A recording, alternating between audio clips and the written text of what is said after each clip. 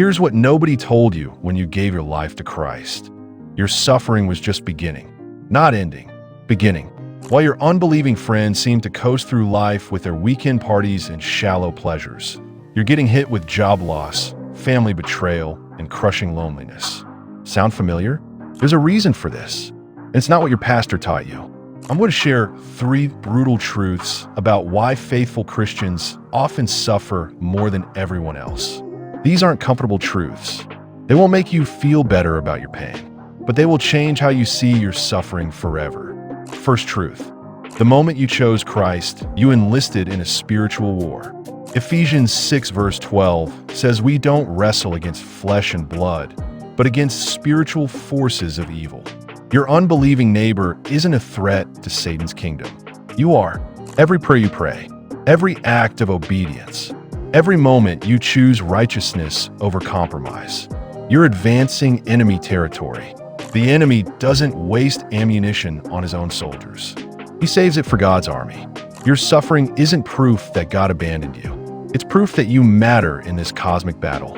If this is hitting different than what you've heard before, hit that like button, because what's coming next will completely change how you see your pain.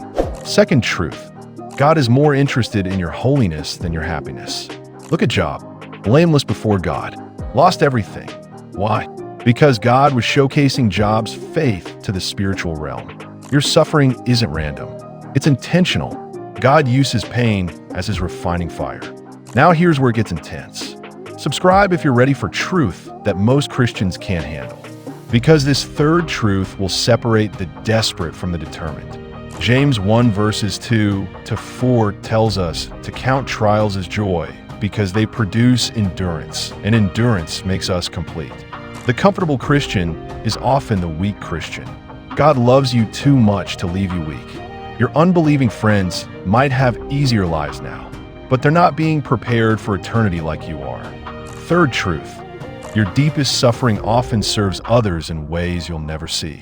Paul said in 2 Corinthians 1 verse 4 that God comforts us so we can comfort others with the same comfort. Your breakdown becomes someone else's breakthrough. Your testimony in pain gives hope to the hopeless. If you're feeling this in your soul right now, smash that like button. Your story matters more than you know. Jesus didn't suffer because he was weak. He suffered because it was necessary for our salvation. Your suffering isn't meaningless. It's meaningful beyond your comprehension. So here's your takeaway. Stop asking why me and start asking what now. When suffering hits, don't waste energy questioning God's love.